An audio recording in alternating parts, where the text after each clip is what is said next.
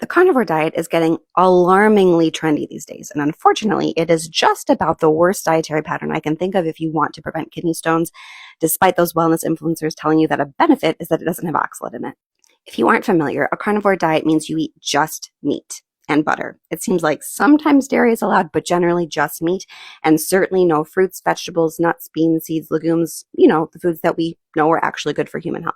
Story of a patient who was unfortunately told to follow a carnivore diet by his PCP was just published in the American Journal of Clinical Nutrition. In short, this patient had his first stone at about 45, and he passed about 3 stones per year for about a decade after that, which required about 9 lithotripsies. Unfortunately, things had to get this bad for him to actually be referred to a kidney stone prevention clinic.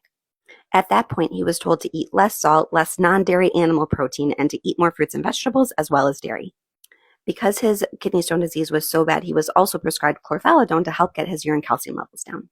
And then things looked great for 6 years. He didn't form any stones and his urine chemistry looked beautiful until his primary care provider, who apparently decided to follow the advice of a YouTube video, told him to follow a carnivore diet as a treatment for gout.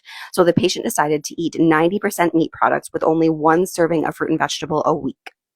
So there are a lot of negative changes here, unsurprisingly, before and after the carnivore diet. Of note, his citrate tanked, his calcium went up, and his risk of forming calcium phosphate stones, that supersaturation capped calcium phosphate, went up by about 50%, and the risk of calcium oxalate stones went up by about 30%.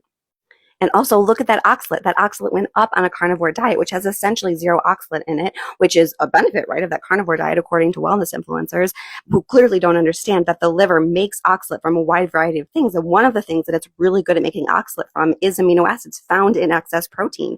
And so, yes, you can actually drive your urine oxalate up while you're following a 0 oxalate diet.